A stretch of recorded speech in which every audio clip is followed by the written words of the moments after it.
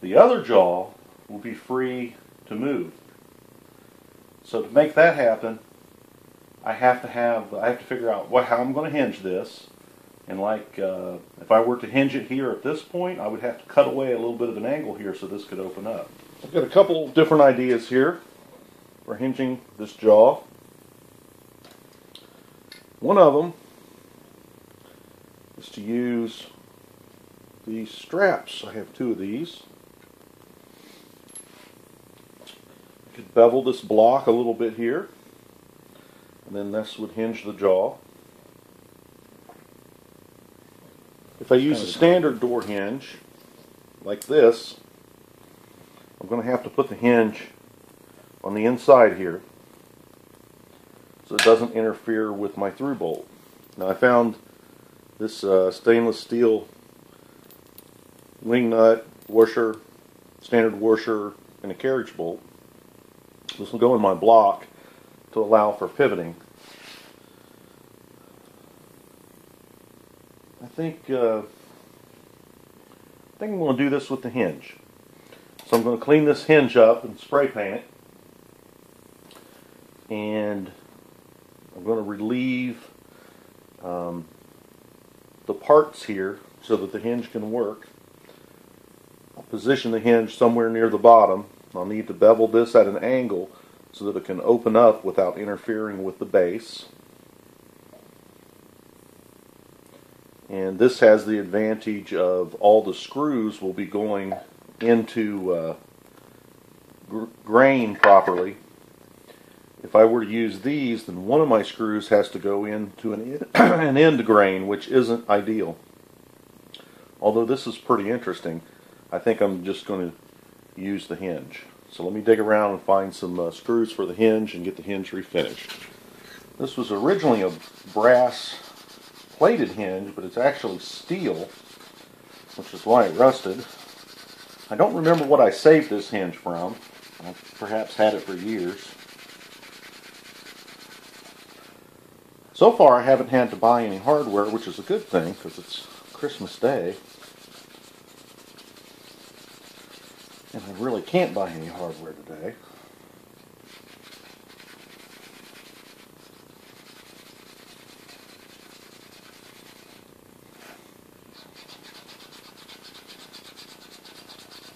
That's okay. I still have to solve one problem, and that's how to pull my jaws together. If I decide I have to go buy normally they do that with a long carriage bolt and a wing nut, which I don't have the carriage bolt long enough here. I do have the wing nuts and the washers. So I may have to go buy a carriage bolt.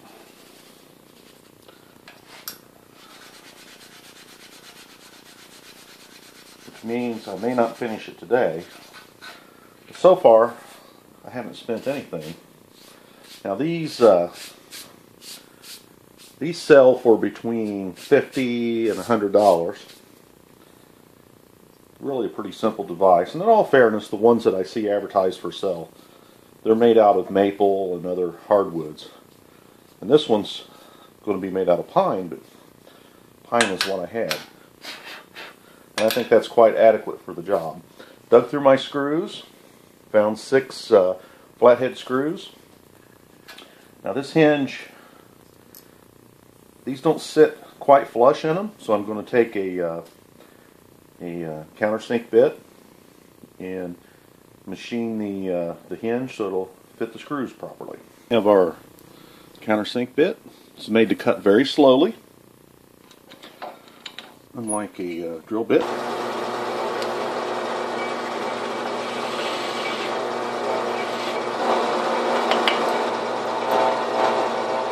Screws still a little bit above the surface.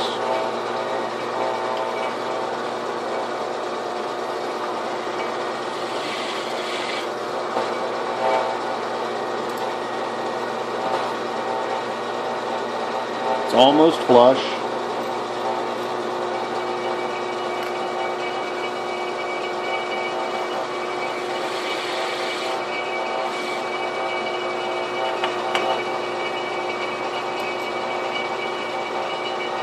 Oh, that's very nice. Okay. This bit's kind of self-centering. I relax the pressure on my fingers and let it float. And then as the bit comes down and touches the hole, since it doesn't really cut very rapidly, it just kind of automatically centers the part up. And once it's centered the part up, I clamp it tightly. There it's centered. I'm tightly clamped and taking a little cut.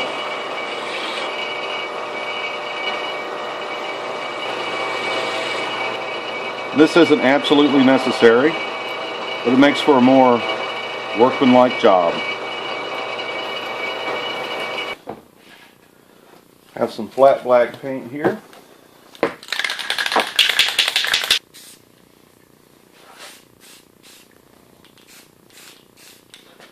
I want to go from all the directions so that I get the edges. Let that dry and flip it over.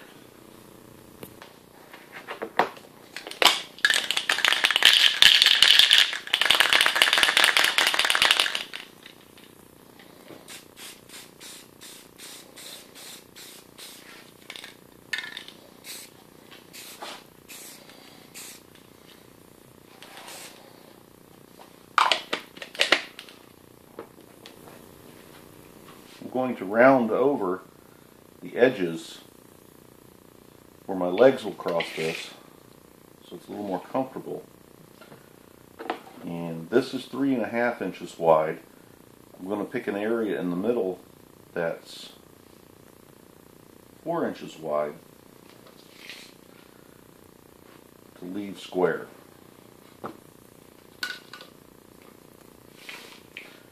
The overall length is 19. So the 4-inch central area runs from 7.5 to 11.5. This is an interesting tool I built years ago. It was my first pin router. And I no longer use it as a pin router. I own a better one now. But I'm using it as a router table. And I've got a roundover bit in here. I guess that's probably a 1/4 inch radius.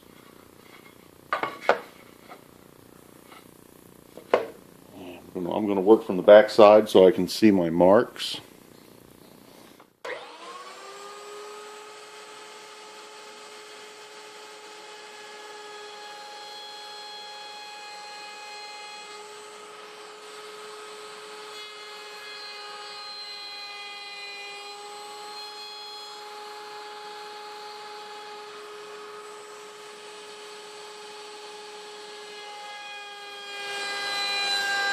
Generally break the rest of the edges with a sanding bar.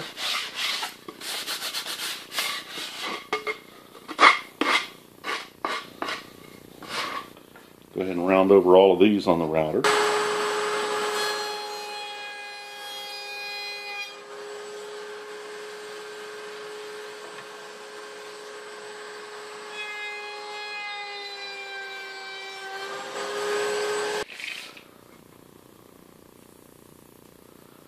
Mark the center,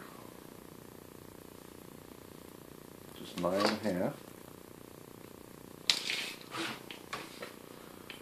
And let's see, about 3 5/16 across.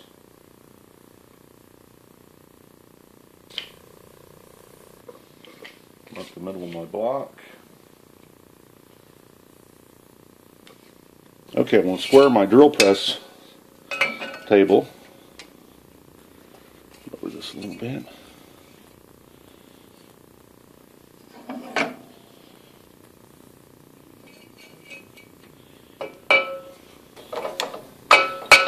For the base plate, I need to countersink the head of the bolt in the bottom of it so that if I ever want to use the stitching horse by clamping it on a workbench, it won't want to rock around the head of the bolt. Now, of course, I probably should have marked this hole, the center of this board, on the bottom, but I didn't. So rather than remeasure it, I'm just going to drill a hole through it in order to transfer the mark to the other side.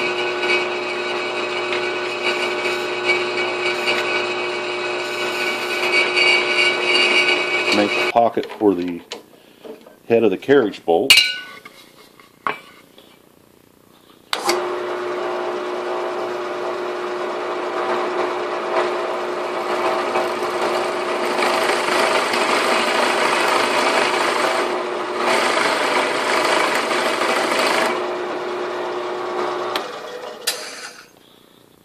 Let's see how that's going to work.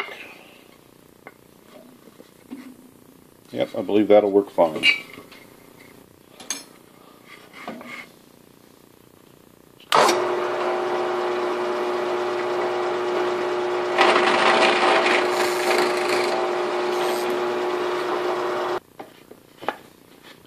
And so we're getting closer.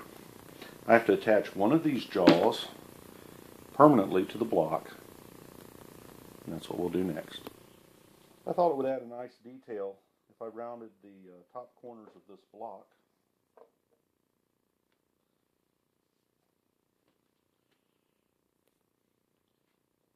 I thought it would add a nice detail if I rounded over the top corners of this block.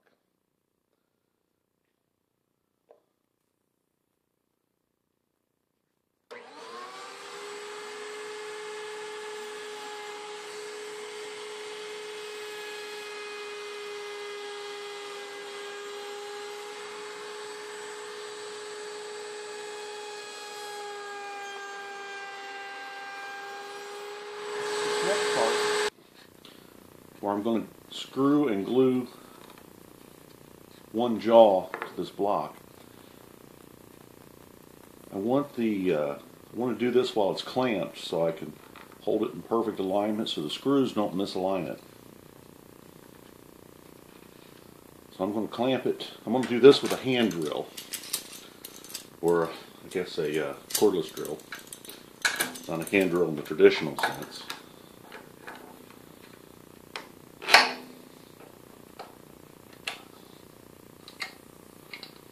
Clamp it right here to my workbench. Make sure I'm happy with that. I believe that I found a couple of silver-headed screws that wouldn't look like cheesy drywall screws, even though that's what they are. This drill bit is the size of the shank of the screw.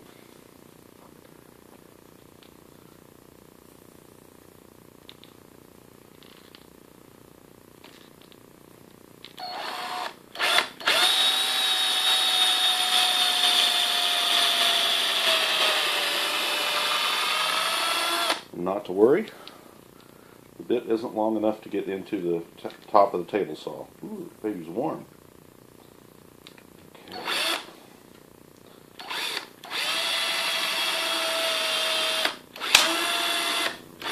This larger bit will clear the threads completely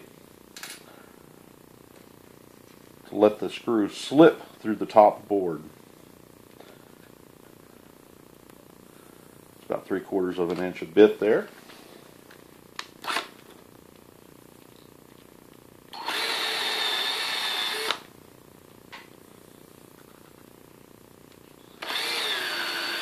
Now people will make a mistake when they drill just one starter hole for a screw.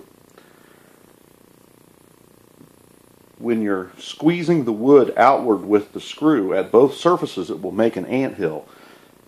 So where it exits this board, there'll be a little hump on the surface of the wood, and where it enters this board, there'll be a little hump. That's called an anthill. And that'll actually jack these boards apart ever so slightly, leaving just the, some thickness, a large thickness of glue to hold things together. So by drilling the clearance hole, that won't happen. There's room, there'll be no anthill on the top board, and there's room in the larger hole for the anthill to move up into this board from the bottom. And I'm actually probably a 1/16 or an 1/8 of an inch into the bottom. Now these wouldn't be complete if I didn't countersink them.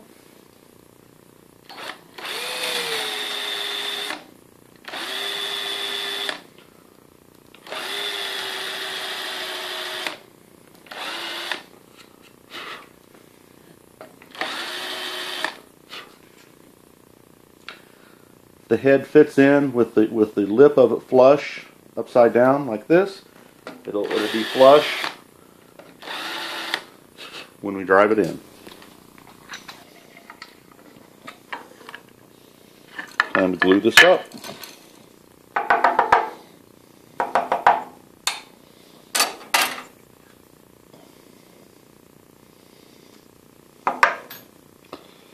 You can see we have a short little pocket hole in there. I went through a little bit with the clearance bit, excuse me.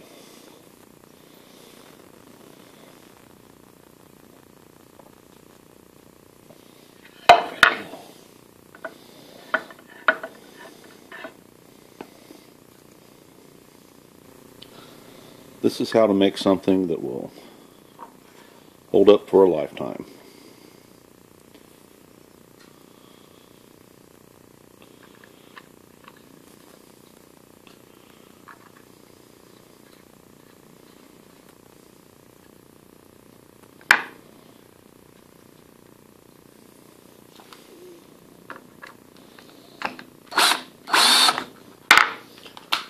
Slow this down a little bit.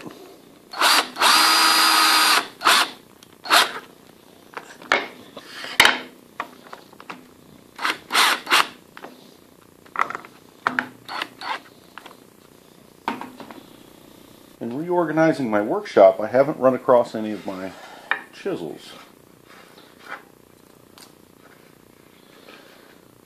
So I'm going to use, I've traced out the hinge here.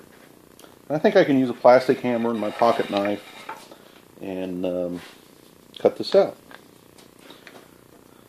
This is my EDC knife.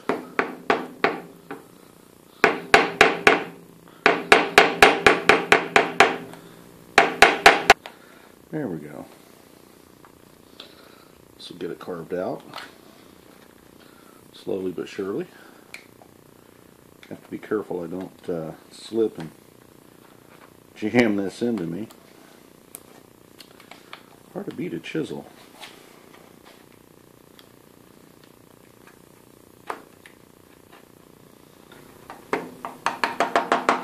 Here we go.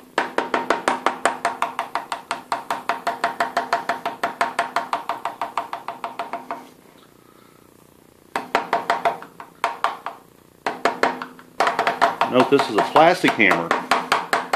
Never strike a good metal tool with another metal tool.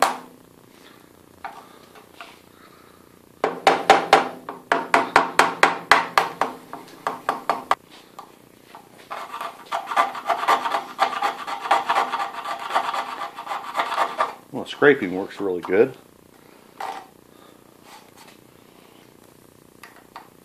Oh yes. That's inset nicely now.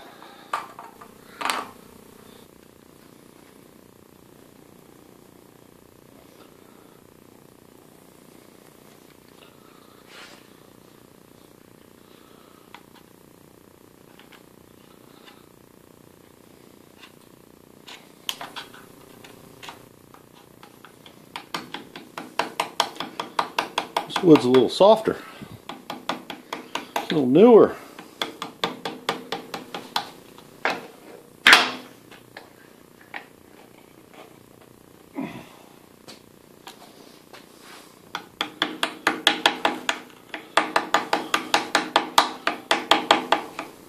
Now to cut the clearance here to allow the jaw to open.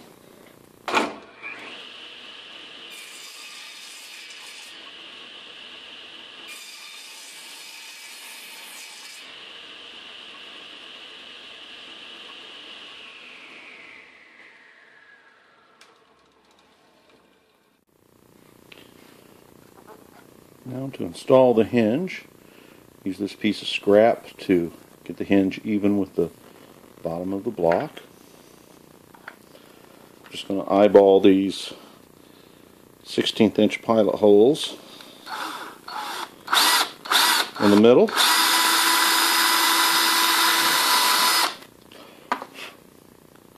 Go ahead and run that screw in.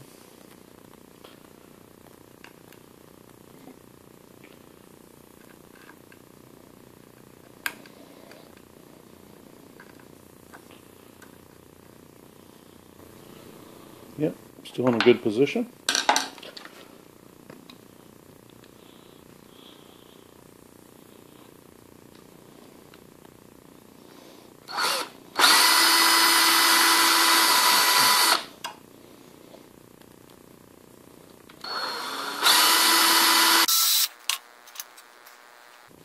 These aren't large screws, so I don't need to turn them in with a drill.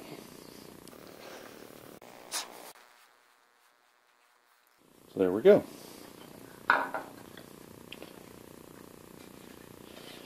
Now the trick becomes, how do I line up,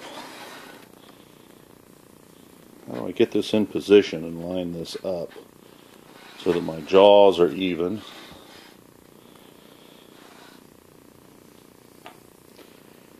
That I'm a little bit unsure of. That'll be about the amount the jaws will open, which should be plenty. Thinking of gluing the hinge to the inside of the jaw so that I can open it up and do the drilling later. And here's the problem. Notice as I open this up, the hinge slides out of the slot I've machined for it. So it can never open this much. So the question is, once I have it in the right position, will I be able to get the screws in it? Yes, I will. Because at 45, oh, that might be the answer. Sitting here at 90 degrees, I wish I could clamp that in some way. I think I'm going to put one screw in it, try it out.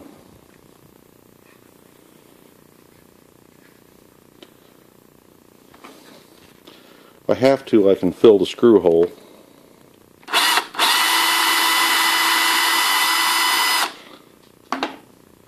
With a toothpick and drill again.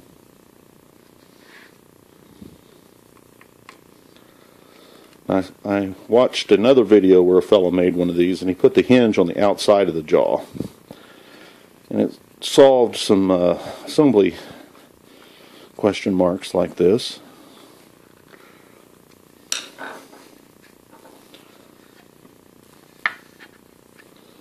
Okay, so with the jaw closed, they're at the right height. I think I feel good about putting the next two screws in. I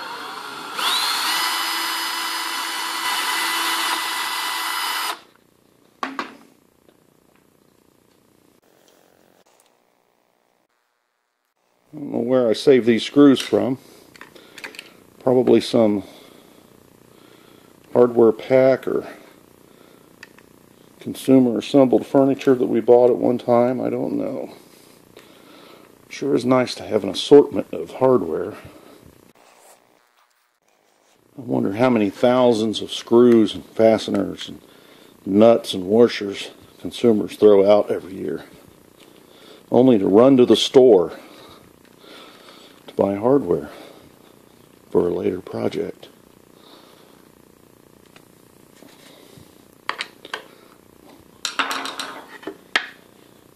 There we go. Okay, so